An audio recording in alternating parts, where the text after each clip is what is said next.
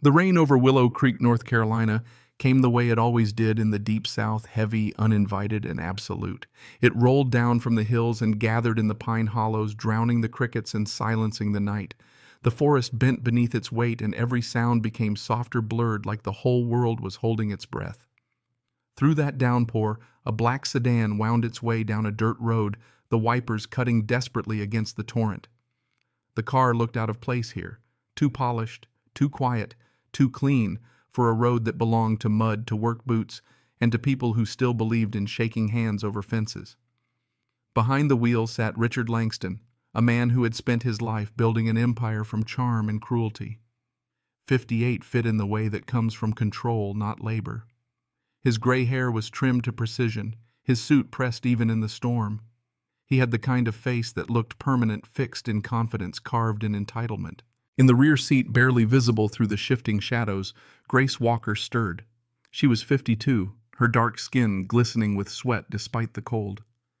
For years she had served the Langston family, washing their linens, ironing their shirts, mending their tablecloths before dinner parties where her name was never spoken. She was the kind of woman who knew how to be invisible while keeping a household alive.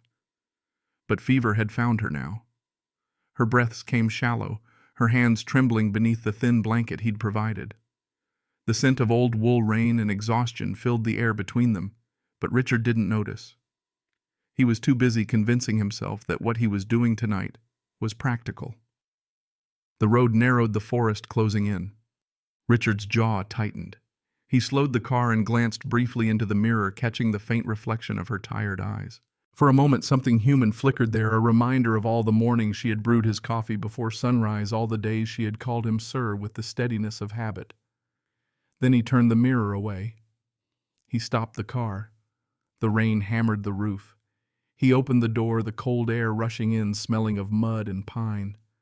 Grace stirred again, disoriented. "Sir," she whispered, her voice small, uncertain. He didn't answer. He stepped out, boots sinking into the wet ground. He moved to the back door, opened it, and reached for her arm. The touch startled her. She blinked through fever and confusion, trying to make sense of the night. Her eyes found his face. She had once called that face good-looking when his children were small. Now it looked like stone. "Please," she murmured, "it's raining." He said nothing. He lifted her from the seat. She was lighter than he remembered, fragile as something that had already been broken. The rain fell harder, as if the sky wanted to wash the whole moment away. He laid her down near the base of a tree, her blanket soaked within seconds. For a brief instant, her hand reached toward him, not to stop him, not even to beg, just to remind him she existed.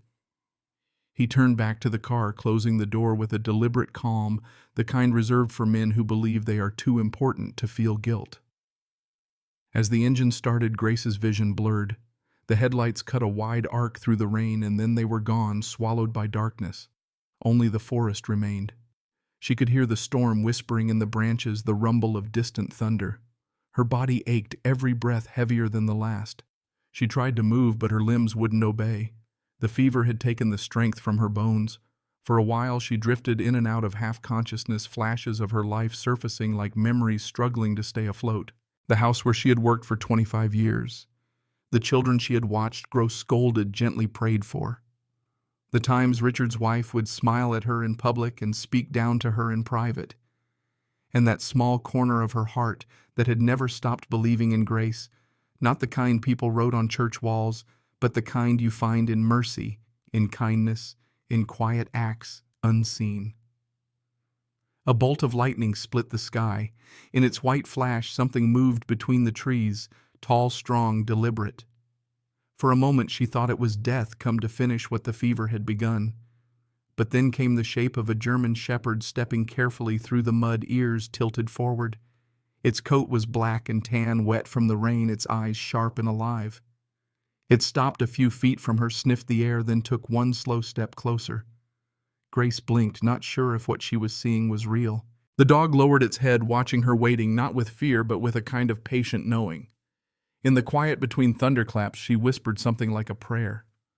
"Lord, please." The shepherd moved closer and sat beside her, body pressed against hers for warmth. The sound of his breath, steady and sure, filled the space the storm had left. His presence wasn't loud or dramatic. It was something simpler, older, almost sacred. Minutes turned into hours. The night thickened. The rain softened. The dog stayed. Every so often he lifted his head and listened the way only dogs do, as if he were waiting for someone. And far up the hill, inside a small cabin of cedar and smoke, that someone stirred from a restless sleep. Daniel Ross, 38, ex-Marine survivor of too many deserts and too many ghosts, woke to the sound of his dog's distant bark. He knew that bark, it wasn't fear, it was purpose. Daniel rose, pulled on his jacket, and grabbed a flashlight. Outside, the storm raged again, but he didn't hesitate. Down the slope he went, boots slipping through mud, carving through sheets of rain. And somewhere ahead, through the darkness and the thunder, Shadow barked once more, not calling for help, but calling him home. The storm still ruled the valley when Daniel Ross stepped outside his cabin. The air smelled of rain and metal, the kind of cold that seeps through bone. He pulled his hood tight and followed the echo of a bark rolling through the timber. It wasn't panic in that bark. It was a call, sharp, urgent, disciplined. Shadow never barked without reason. Daniel's flashlight cut a narrow tunnel through the storm. The beam caught sheets of water and the white mist rising from the soaked earth. He moved quickly, his boots sliding through mud, every step guided by sound and instinct. The Marine in him never really slept. He'd learned long ago that you run toward the noise when others run away. Down in the hollow he found Shadow standing beside something small and still. The dog looked back once as if to say, "Here." "I found her." Daniel lowered to one knee. The light trembled in his hand. It wasn't a fallen branch or a deer, but a woman soaked through her skin, burning with fever even in the cold. Her lips were pale, her breaths shallow. A strand of gray hair clung to her face. The mud around her was pressed by the weight of a car tire, fresh, the kind that didn't belong to country folks. Daniel crouched lower. "Ma'am," he said quietly, but she didn't answer. Shadow whined softly, circling once before lying down beside her again, guarding her with his body. The Marine placed 2 fingers at her neck, faint, but there it was, the flutter of life. He exhaled in relief, then looked toward the road curling up the hill. Whoever left her there hadn't meant for anyone to find her.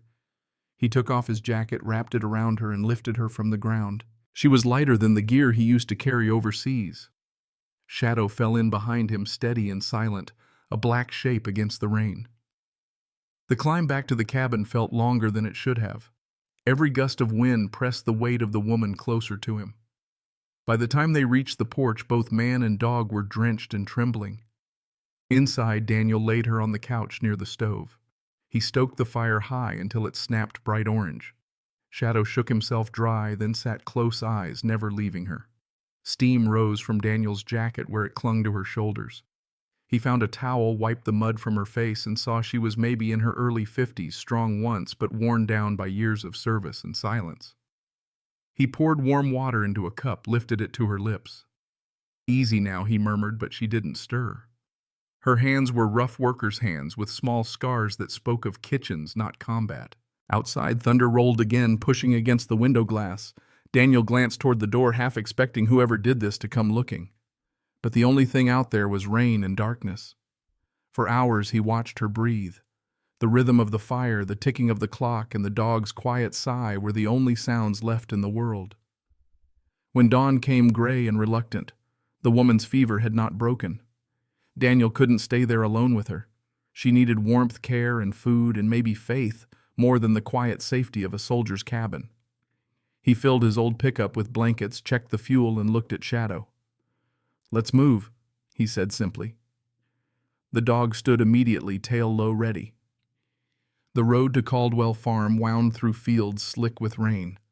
The Caldwells were neighbors in the old Southern sense, not by distance, but by trust. Samuel Caldwell, 55, had been a farmer all his life. His daughter Elena, 25, a nurse who'd come home after her mother's death to keep the farm and her father alive. When Daniel pulled into their yard, the rain was still falling in slow, deliberate sheets. Smoke rose from the farmhouse chimney, thin and hopeful. Samuel came out onto the porch, surprised to see Daniel step from the truck, carrying a woman wrapped in blankets. Within minutes, Elena had the kitchen cleared and the kettle boiling. They laid the stranger on the couch near the hearth, the smell of wet earth and firewood filling the room. Elena worked quietly, sponge-cloth whisper, until the color crept faintly back into the woman's cheeks. Shadow lay at her feet again the way a guardian returns to his post. When Grace, though they did not yet know her name, opened her eyes, she saw faces she didn't recognize, kind but cautious, hovering above her. For a moment she thought she was still dreaming. Then the warmth of the fire reminded her she was alive. Her voice came as a rasp. She asked only one thing. "Why did you help me?" Daniel looked at her for a long time before answering. "Because someone didn't," he said. That was all. No one spoke after that. The fire carried the rest of the conversation. Later, when she slept again, Elena found a small cloth bundle tucked against her body. Inside were papers, letters, receipts, signatures, all marked with the same name, Richard Langston. The same man whose company had been buying land around Willow Creek for years, pushing out small farms, hiring and discarding black workers without a thought. Samuel studied the papers quietly, the firelight reflecting off his reading glasses. He didn't need to be told what it meant. It was proof, and proof could be dangerous. Outside, Shadow stirred suddenly, ears pricked. He went to the window, growling low, staring into the mist.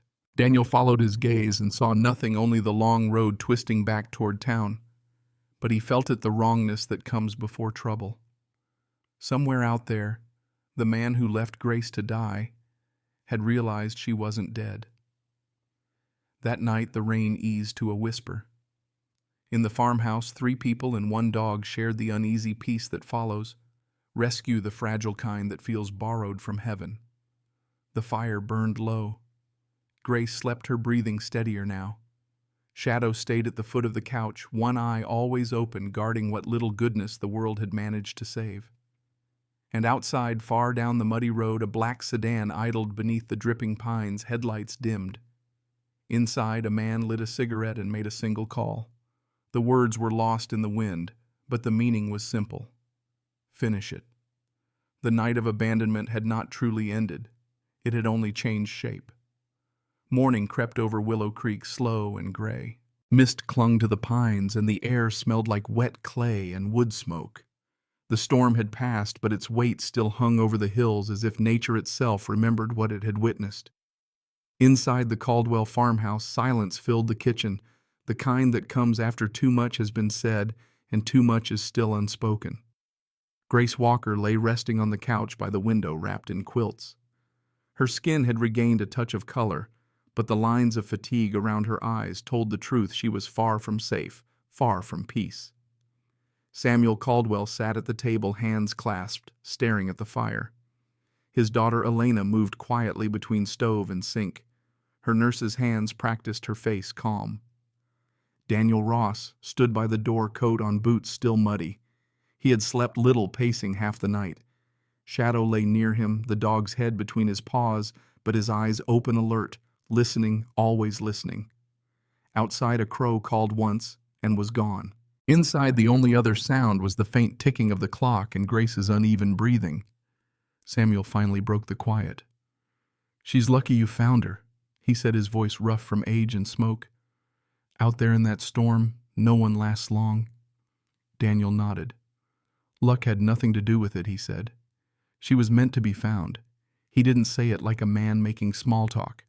He said it the way a soldier says the truth, plain, heavy, without decoration.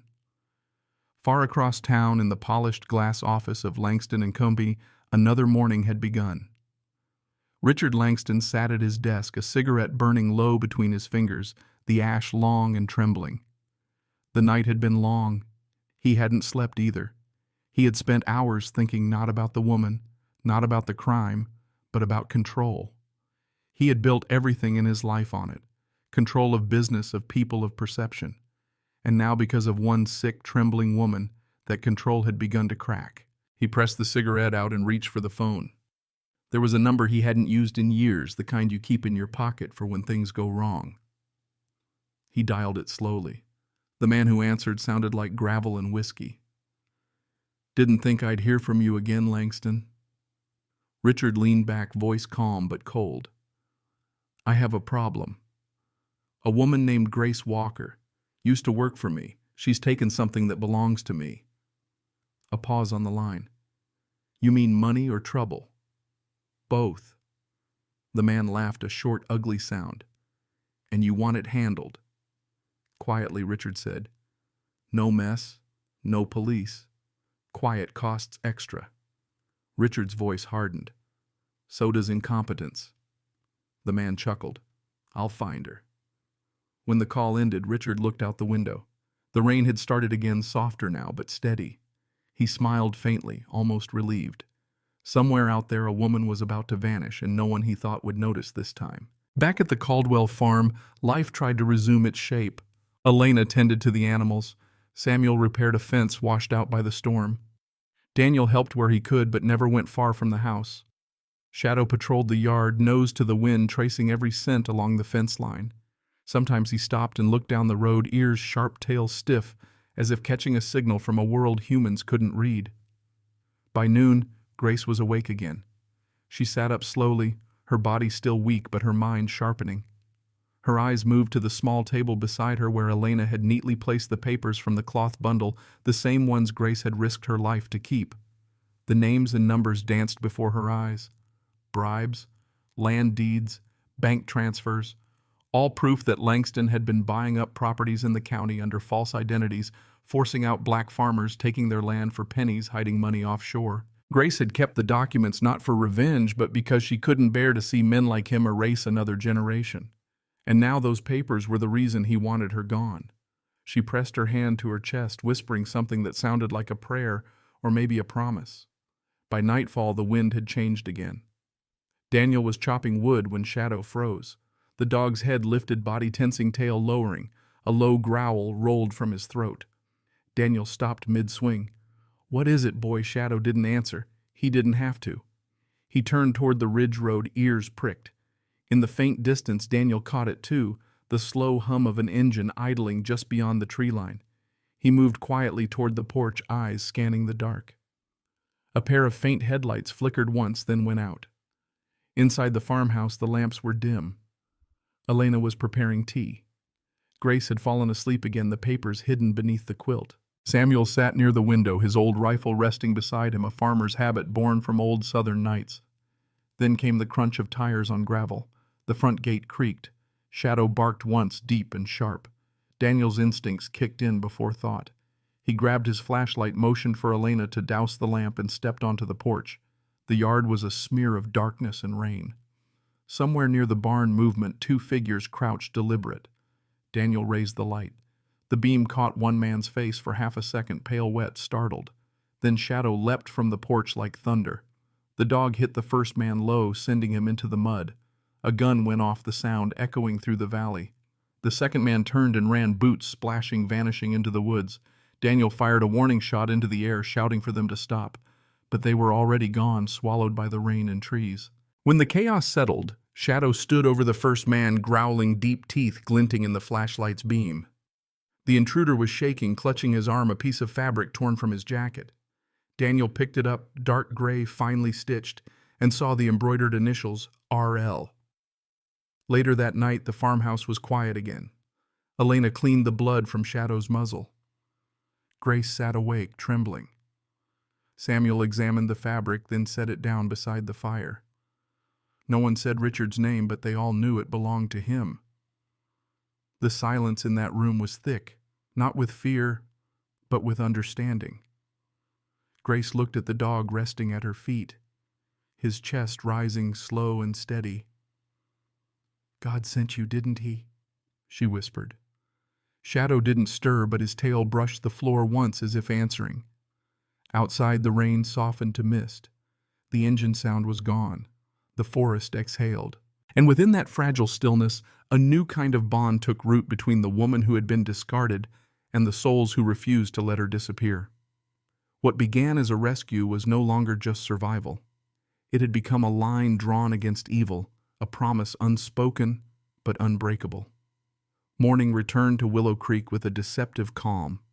The rain had stopped, leaving behind a pale mist that clung to the fields and fence posts like ghosts reluctant to leave. The farmhouse stood quietly among them, weathered wood, peeling paint smoke curling from the chimney in slow, uncertain ribbons. Inside, Grace Walker sat at the kitchen table, her hands wrapped around a mug of tea that had long since gone cold. The night had left her shaken. Sleep had been brief, and dreams were worse flashes of headlights, the sound of mud sucking at boots, the echo of men's voices in the dark. Across from her, Daniel Ross cleaned his rifle with the practiced rhythm of habit, not because he expected to use it, but because readiness was the only peace he knew. Shadow lay by the back door, chin on his paws, his golden eyes half closed but awake in a way only dogs can be. The quiet was heavy. Even the fire crackled cautiously, as if afraid to interrupt. Samuel Caldwell came in from the porch, wiping his hands on an old towel. He was still in his work shirt sleeves, rolled-up boots caked with dried mud. His face, though calm, held the look of a man who understood that something dark was drawing closer. He spoke without looking at anyone in particular. "Road's been traveled this morning. Fresh tire marks by the gate." No one answered, but everyone heard. Grace turned her gaze toward the window. The view outside seemed unchanged, same hills, same trees, but she could feel it, the nearness of danger, the kind that doesn't come shouting but whispers first. By mid-morning, the quiet was broken by the low rumble of an engine. A black car rolled slowly up the dirt road, its polished body gleaming under a hesitant sun. It came to a stop just short of the porch tires, sinking slightly into the wet ground. Out stepped Richard Langston. The man looked untouched by weather or conscience. His gray suit was sharp, his hair perfectly combed, his shoes somehow free of mud. He carried himself like someone who still believed he owned the ground beneath his feet, and perhaps the people standing on it. Behind him came two others. Thomas Briggs, his lawyer, thin and pale beneath his umbrella, and Clara Monroe, a social worker from the county office, the only one among them who looked uncertain about why she'd been brought here. From the porch, Samuel stood first, arms crossed, blocking the doorway. Daniel joined him, silent but steady. Inside, Grace rose slowly from her chair, her body trembling, not from weakness now, but from the weight of memory. The dog lifted his head. His ears went forward, eyes narrowing. Langston approached, his smile forced. He stopped at the edge of the porch, just shy of the first step. "I believe you're harboring someone," he said smoothly, voice like polished glass. "A woman who's been under my care for years. She's unwell and confused. I'm here to take her back to the city where she belongs." His words hung in the damp air, heavy with pretense. Samuel didn't move. "You left her to die," he said quietly. Langston's jaw tightened, the charm slipping just a little. "That's a dangerous accusation, Mr. Caldwell." Daniel's voice was calm, almost soft, but it carried through the yard. "So is hiring men to kill her?" Langston blinked. For a second the mask cracked, then returned. He turned to Clara, the social worker. "You see what I mean? These people are unbalanced. She's in danger here." But Clara wasn't looking at him. Her eyes had gone to the dog sitting just inside the door. Shadow's fur stood slightly on end, his gaze fixed on Langston, a low growl vibrating in his chest.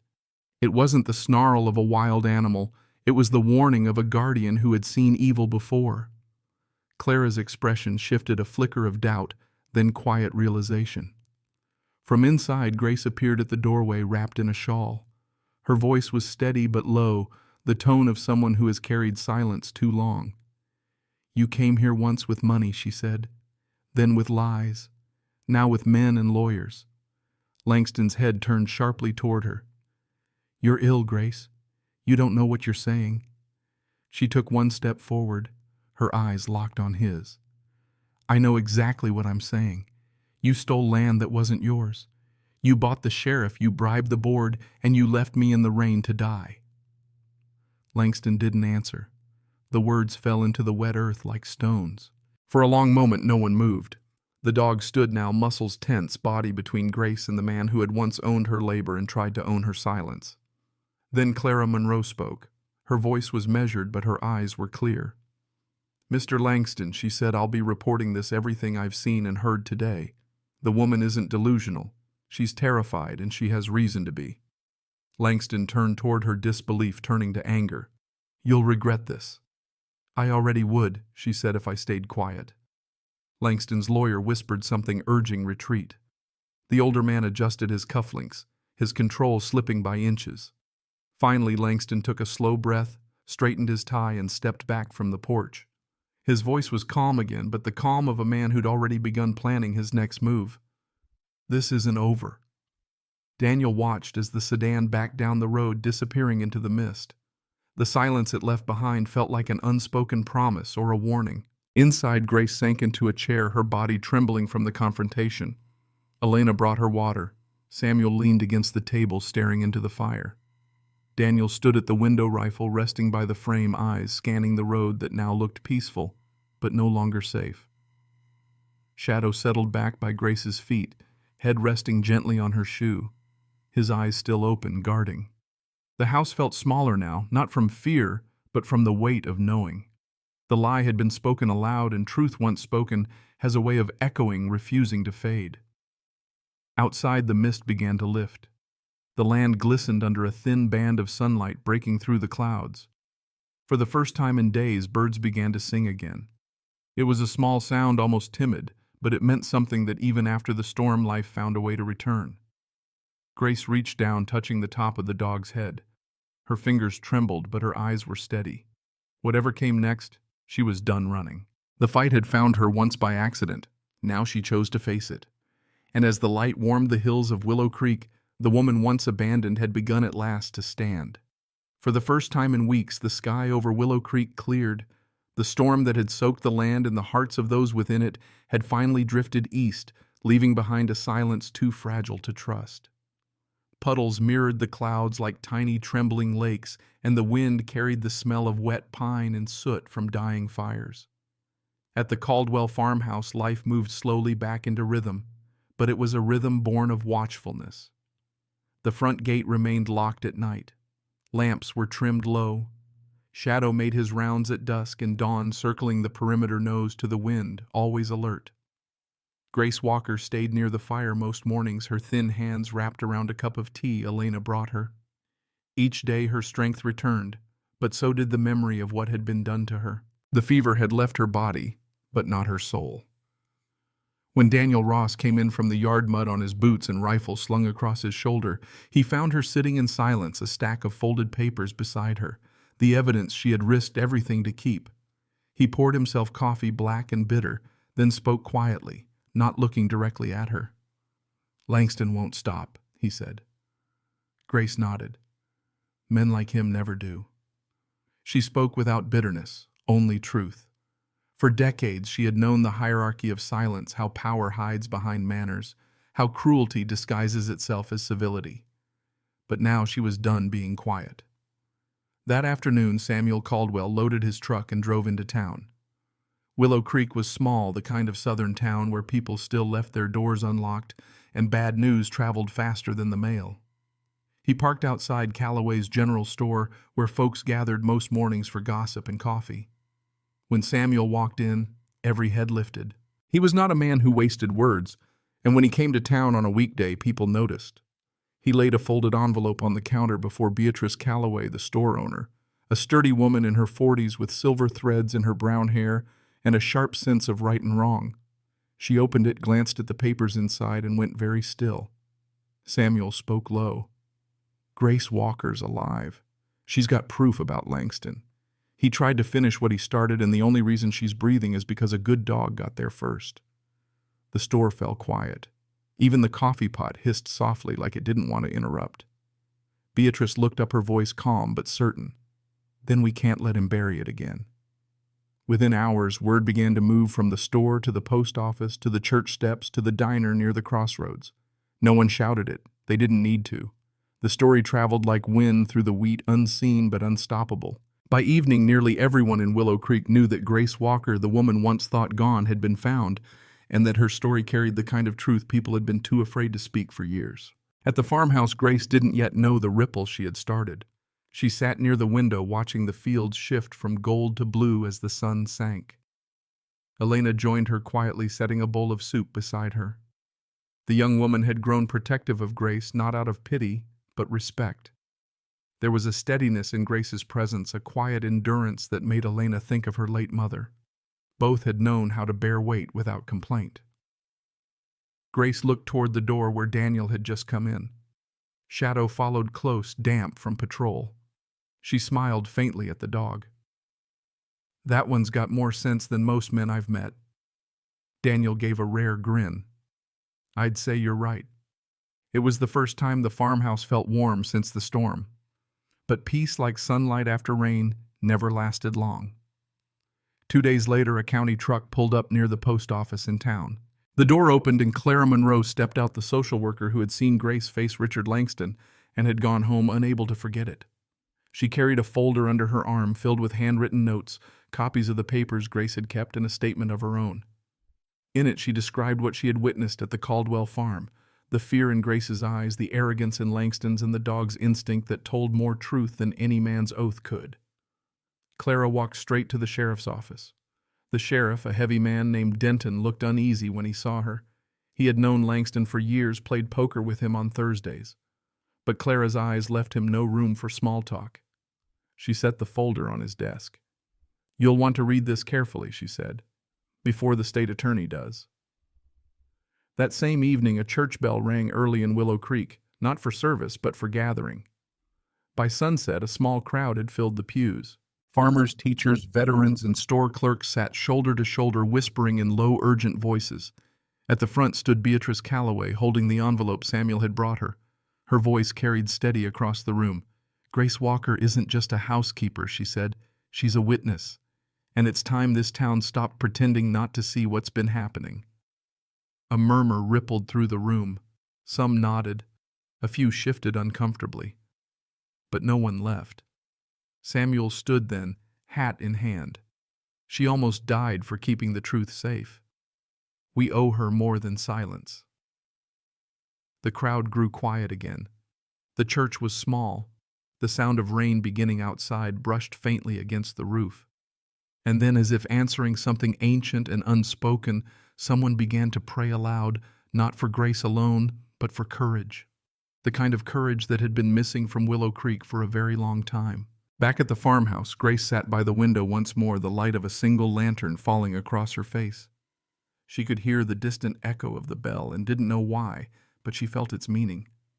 Shadow lay beside her, his head heavy against her leg, the steady rhythm of his breathing grounding her in the moment. Daniel stood outside, leaning against the porch railing, cigarette glowing in the dark. The wind carried faint voices from the valley, low, resolute, gathering strength. He didn't need to ask what they were saying. He knew. The people of Willow Creek had finally begun to remember themselves. The storm had taken much crops, fences, peace, but it had given something back too, the truth. And in the quiet between night and dawn, the first signs of justice began to take root. Grace closed her eyes and whispered, "Thank you, Lord," her voice barely louder than breath. Beside her, the dog stirred, ears twitching toward the sound as if in agreement. Outside, the stars over the Carolina hills broke through the last remnants of cloud, faint but steady, shining above a town that for the first time in years refused to look away. By early autumn, Willow Creek no longer whispered. It spoke through petitions, sworn statements, and the kind of truth that no longer feared daylight. Word of Richard Langston's crimes had reached the county seat, and for the first time in decades, the courthouse doors opened not for his business ventures but for him. The trial of State versus Richard Langston began on a cool October morning. Fog lifted from the courthouse steps like ghosts from the past, and townspeople gathered in quiet clusters. Farmers wore their cleanest shirts. Teachers brought notepads, and veterans stood along the railings, men who had seen war but still believed in justice. Inside, the courtroom hummed with restrained tension. Reporters from Raleigh and Charlotte filled the benches. They'd heard whispers of the story a housekeeper left to die a Marine, a German shepherd, a small southern town refusing silence. At the defense table sat Richard Langston, still immaculate, still composed, but his confidence had dulled. The lines around his mouth were deeper now, the eyes harder, the charm gone. Beside him, his lawyer Thomas Briggs shuffled papers that couldn't rewrite truth. Across the aisle stood the state prosecutor Marjorie Keene, a woman known for her steady voice and unbreakable composure. Years ago, her father's small business had been ruined by a man like Langston. She'd been waiting her whole life for this case. When the bailiff called the court to order, the room fell into silence. The first witnesses spoke, county clerks, contractors, and accountants, each piece of testimony adding another brick to the wall closing in on Langston. Land deeds, forged signatures, hidden accounts, bribes. Then came the story everyone had come for, Grace Walker's. When her name was called, the room stood as if instinct demanded reverence. She entered slowly, leaning on a cane, dressed in pale lavender, not white, not mourning, but something in between, something hopeful. At her side walked Daniel Ross, steady as a guardrail, and beside him Shadow, the German shepherd, who had refused to leave her the night she was abandoned. The judge glanced at the dog, then at Grace. "Is the animal necessary, ma'am?" Daniel answered softly. "He's not an animal to her, Your Honor. He's evidence." A ripple of murmurs swept through the benches. The judge nodded once. "Then he stays." Grace took the stand. Her voice was quiet, weathered by years and storms, but it carried clear and steady across every corner of the courtroom. She told them about that night, the fever, the car, the forest, the rain, like a river running sideways. She told them about the hand that set her down and the taillights that vanished, and then the bark, that sharp, bright sound that broke through her fading world, and told her she wasn't alone. The courtroom was still, save for the scratch of pens and the soft ticking of the clock. Even those who had doubted her, the skeptical, the cautious, now leaned forward, listening like children to the last chapter of a sermon. When she spoke of the attempt on her life, the hired men, the night at the Caldwell farm, the torn jacket bearing Langston's initials, the room held its breath. Then she lifted the bundle of papers she had kept all those years. "These," she said simply, "are the truths I saved because I couldn't save anything else." When she stepped down, there was no applause, only silence, the kind that means everyone present knows they've just witnessed something holy. Clara Monroe, the social worker, testified next. She confirmed every detail, the threats, the lies, the fear in Grace's eyes that day on the porch. Her voice was firm, her gaze unflinching. "Justice," she said, "isn't charity. It's what's owed." The prosecutor's closing argument was not dramatic. It didn't need to be. Marjorie Keene simply placed her hand on the stack of papers before the jury. "This," she said, "is what happens when power forgets mercy. And this," she pointed gently toward Grace, "and Shadow, is what reminds the rest of us how to find it again." The jury deliberated for less than 3 hours. When they returned, the foreman's voice trembled as he read the verdict: guilty on all counts. Fraud, conspiracy, elder abandonment, attempted murder. The final word echoed like thunder through the courtroom. Langston didn't look at anyone as the sentence was read. His shoulders sagged. His mask at last was gone. The man who once believed himself untouchable now looked smaller than the wooden bench that held him. Grace sat motionless. Her eyes were wet, but she didn't cry. Daniel placed a steady hand on her shoulder. Shadow's tail brushed softly against her shoe. Outside the courthouse, the autumn sun broke through the clouds, scattering light across the red brick walls. The people of Willow Creek gathered on the steps, not cheering, not shouting, just standing together, quiet and proud. It was the sound of dignity reclaimed. Reporters rushed for quotes. Cameras flashed. But the only image that truly mattered was a small one, Grace Walker, walking down those courthouse steps, one hand gripping her cane, the other resting lightly on the head of the dog who had saved her life. That evening, the Caldwell farmhouse glowed with the warmth of victory, not the loud kind, but the kind that seeps into your bones. Samuel opened a bottle of cider. Elena lit candles. Daniel sat by the fire, cleaning Shadow's collar, while Grace watched the flames with eyes that finally looked unburdened. She said softly, almost to herself, "It took half a lifetime, but I can breathe again." No one answered. They didn't have to. Outside, the wind moved gently through the fields, carrying away the remnants of the storm. For the first time in memory, Willow Creek felt honest. Autumn drifted into winter quietly over Willow Creek. The air turned sharp and clean, and frost gathered along the fence rails in delicate silver lace. The fields lay bare now, resting after harvest, as though the land itself was taking a breath after all it had endured. At the Caldwell farmhouse, life began to settle into a new rhythm, not the rhythm of fear and hiding, but of small, ordinary moments stitched back together. Every morning, smoke rose from the chimney before sunrise. Elena hummed softly in the kitchen, her hands busy with bread and coffee. Shadow circled the yard, paws crunching against the frost, his breath forming little clouds in the cold. And Grace Walker, no longer the frightened woman who'd been left to die, now stood beside Samuel Caldwell by the porch rail, a wool scarf around her neck and a steady light in her eyes. The storm had taken much from her, but it had also returned something she thought was gone forever: her dignity, her voice, her place in the world. The town had changed too. After the trial, the people of Willow Creek began to talk, really talk about what had happened, about fairness, race money, and silence. They spoke in barbershops and church basements, on front porches, and under oak trees where old grudges used to live. They talked about Grace not as the housekeeper anymore, but as the woman who stood up when others couldn't. Her story spread through the county, reaching papers and even radio talk shows. But Grace never cared for attention. When reporters came asking for interviews, she'd simply say, "The story isn't mine alone. It belongs to everyone who ever felt unseen." Instead, she stayed at the farm, helping Elena with chores, writing letters to people she hadn't spoken to in years. Sometimes she'd walk the fields with Shadow, her cane tapping softly against the earth. The dog never left her side. He'd pause whenever she stopped, head tilted as though making sure she was truly steady. One morning in late December, snow fell soft and slow, the kind that erases edges and makes the whole world look kind. Samuel watched from the porch, his breath fogging the air.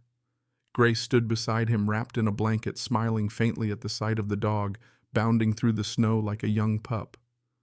For a long while, neither spoke. The quiet between them was comfortable, earned. Finally, Samuel said, "You know, this house hasn't felt this alive since my wife passed." Grace looked toward the horizon where the hills were turning white. "I imagine she made it feel that way," she said gently. "She did," he replied. "But it's you who's brought it back." There was nothing romantic in his tone, not yet. Just gratitude, the kind that grows roots before it blooms. In the weeks that followed, Grace found herself smiling more easily, laughing sometimes without realizing it. The laughter sounded strange at first, like a sound that belonged to someone else. But it fit her better each day. Samuel noticed. So did Elena, who began teasing them both in the way daughters tease when they see something tender forming but don't want to scare it off. By spring, the farm was green again. Willow trees trembled beside the creek and the air was full of birdsong. The community, too, seemed lighter. The town had organized a small memorial near the courthouse, not a statue or anything grand, but a simple bronze plaque on the lawn that read, "For the ones who were forgotten and for those who remembered." On the day it was placed, Grace stood beside Samuel and Daniel Ross, with Shadow sitting proudly between them. There were no speeches, just a moment of silence and the sound of wind moving gently through the trees. Afterward, people came to shake her hand to thank her quietly. She accepted every kindness with a nod and a smile, then returned to the truck where Shadow waited with the patience of an old friend.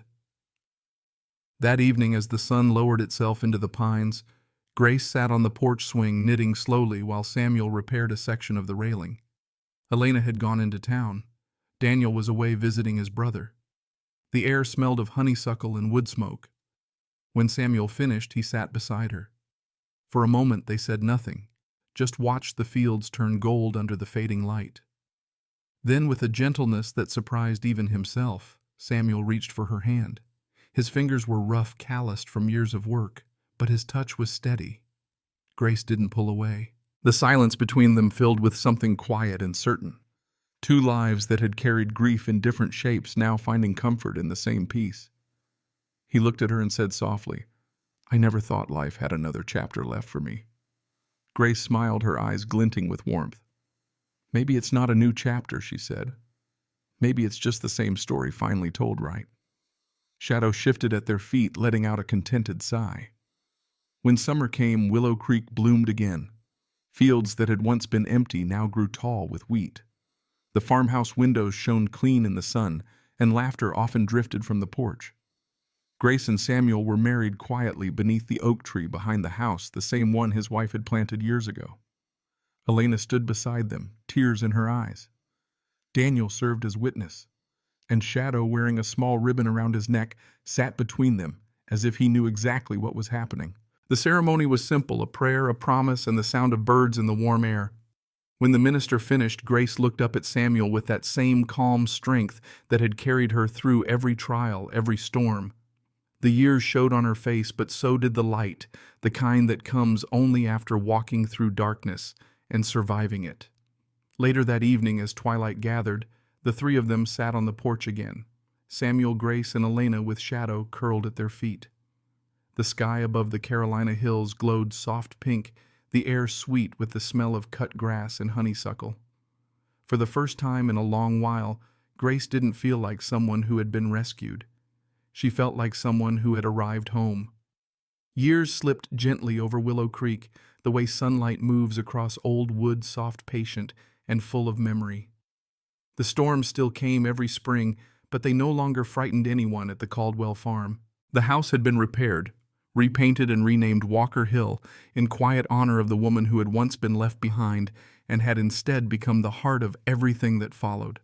Grace Walker Caldwell lived there with Samuel for another 20 years. Their days unfolded like pages from a book already well read, but still beloved mornings of coffee and prayer, afternoons in the fields, evenings on the porch with the sound of crickets and laughter.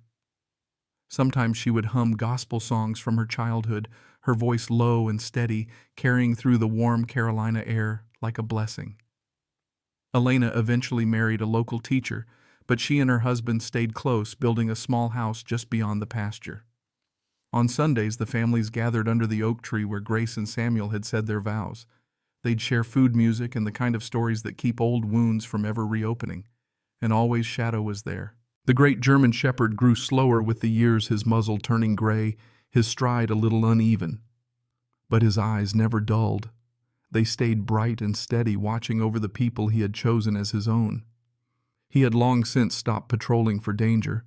Now he patrolled for peace, lying near the porch, following the grandchildren through the fields, keeping close whenever thunder rumbled far away. Time, as it does, kept moving. Seasons shifted, children grew, and the past became something people spoke about softly, like a story you carry in your pocket, not to forget, but to remember kindly. In town, the courthouse still stood, and beside it the small bronze plaque remained, its words, weathered but legible, for the ones who were forgotten and for those who remembered. Tourists sometimes asked about the woman behind it, and someone, usually Beatrice Calloway, or an older farmer sipping coffee at the diner, would nod toward the hills and say, "She still lives out there. Changed this whole town, that one."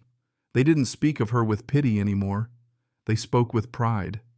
In her later years, Grace spent much of her time writing not books or speeches, but letters. Letters to families of workers she'd once known, to children of those who'd left the farms long ago. She told them their parents had mattered, that their names had not been erased. She wrote with a fountain pen Samuel had given her one Christmas, heavy, beautiful, engraved with the words, "Truth endures." Sometimes when she finished a letter, she'd sit quietly on the porch and watch the sun set behind the pines. Samuel would join her, and they'd hold hands in silence. It wasn't the silence of loss anymore. It was peace. Shadow lived to be almost 16.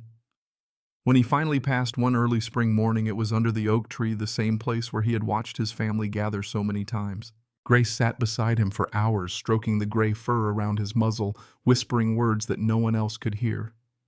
Daniel Ross, now older himself, came from town to help bury him. They laid him to rest facing the valley where he could keep watch forever. That night, Grace lit a single candle and placed it on the porch rail. The wind moved through the fields like a slow sigh, and for a moment she swore she saw the faint outline of a shepherd in the mist, strong, loyal, patient as always. "Good boy," she whispered. "Rest easy now." The years after Shadow's passing were quiet ones. Grace and Samuel grew older together, their faces marked by sun and laughter lines, their home filled with warmth. Neighbors came to visit often, veterans, widows, young couples drawn by something about that farmhouse that felt healing. People said Grace had a way of listening that made you feel seen even if you didn't have the right words. Her kindness wasn't loud. It was steady, the kind that lingers long after you leave. When Samuel passed first one autumn morning, she didn't weep the way she thought she would. She simply held his hand, whispered a prayer, and thanked God for every day they'd been given. His grave was placed beside Shadow's beneath the oak tree that had witnessed all their seasons. Grace lived several more years surrounded by children, grandchildren, and memories. On her 74th birthday, Elena brought her a small puppy, another German shepherd, bright-eyed and clumsy with a coat the color of storm clouds. Grace laughed for the first time in months. "We'll call him Light," she said, "because every shadow deserves one." The pup grew fast, full of energy, and followed her everywhere. Neighbors joked that God must send her guardians in pairs, one of fur, one of faith. One summer evening, when the cicadas sang their chorus and the air smelled of cut hay, Grace sat on the porch for the last time. The sun dipped low, painting everything in gold. Light rested his head on her lap, sighing softly. She closed her eyes and whispered, "I'm not afraid of storms anymore." By morning she was gone, peaceful, her hand still resting on the dog's head, her Bible open beside her. A week later, the town gathered at the oak tree. They buried her beside Samuel in shadow. Daniel Ross spoke a few words, simple, heartfelt. "She taught us that justice isn't about courts or verdicts. It's about love that refuses to die, even when the world tries to bury it." The church choir sang softly in the breeze. When they finished, the new shepherd Light walked forward and lay down beside her grave. No one moved him. No one spoke. It was enough just to watch the final quiet proof that loyalty never ends. Years later, people still came to Walker Hill. The farmhouse stood strong, its porch rebuilt, the oak tree still offering shade. And beneath it, 3 names carved into a stone: Samuel Caldwell, Grace Walker, Caldwell Shadow. The plaque below read simply, "They were loved." And they loved in return. Sometimes on misty mornings, visitors said they saw a shape moving through the fields, a shepherd, golden light breaking through his fur, walking slowly toward the house he had once guarded. And those who believed in miracles smiled quietly, knowing that in Willow Creek some stories never truly end.